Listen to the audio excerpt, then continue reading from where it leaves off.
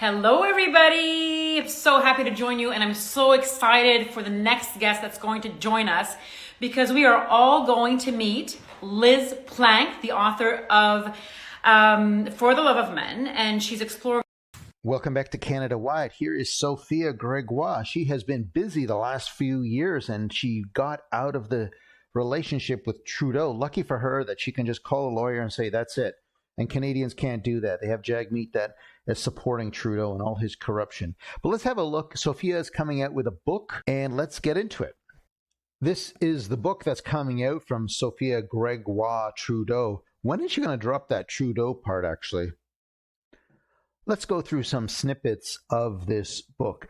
And I just don't get it. After 10 years, now she's coming up with self-improvement and talk about mental health. Like, what were you doing for 10 years? Like, it's mind-boggling. Just like Justin Trudeau. It's like after 10 years and everything is broken, everything, and the corruption and the money. And like, now he wants to solve a problem.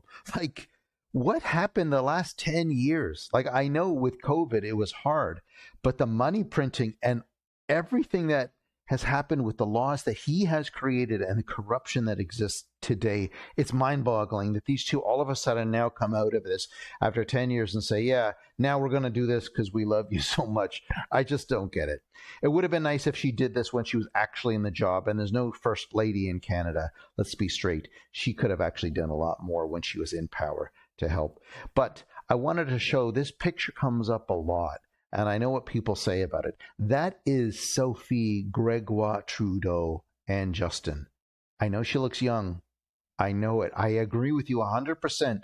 She looks young, but they are like in the 20s or something like that at this point. So this is right off of her Facebook.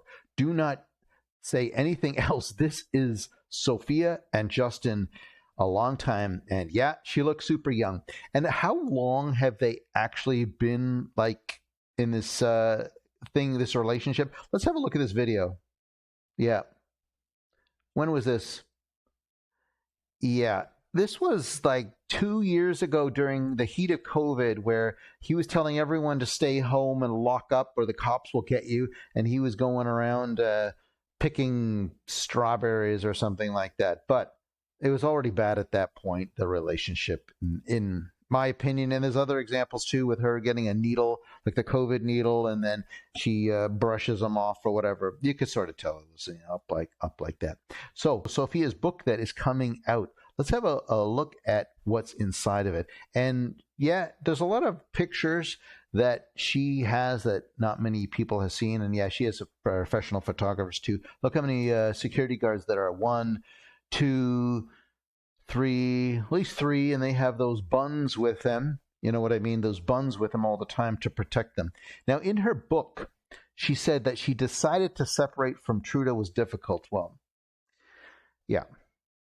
You know, for someone that traveled all over the world, living like a billionaire status, like I know, I can't even imagine being with Trudeau. Like, you think that once he leaves the office and the stage and the parliament, he goes home and he's a real person, or he can actually talk and read from his top of his brain.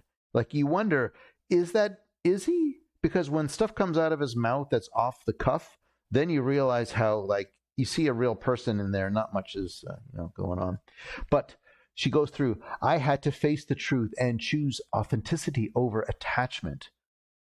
I had to sit with myself and say, okay, well, I guess she had to sit in Harrington Lake, that $8 million expansion, and think about it.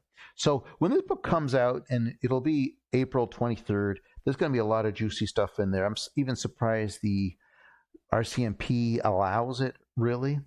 And in here, some pictures, yeah, they have these two. They really love the spotlight. And yeah, there's pictures of Sophia singing. I have heard my fellow human beings and friends here today sing. This is not planned, trust me. I'm going to step up. Yes, and I'm going to sing you a song that I wrote for my daughter, Ella Grace, at a moment where I was going through a difficult time, and where I remind myself of all the hope that there is in one's life, and all the hope that there is in love and helping out each other. And it's called Smile Back at Me. And it goes like this. Some people doubt that angels can fly. And some people fight without knowing why. Some people live without seeing the light. Some people live, oh no, but not quite. And I know that good will prevail, and I could conquer the world with all the love that I feel. When you smile back at me, when you smile back at me, I see it from the corner of your eye, the day that we will say goodbye. But nothing will take away what's between you and me. When you smile back at me, when you smile back at me, when you smile, when you smile, when you smile, I love you, my child. Okay, that's enough.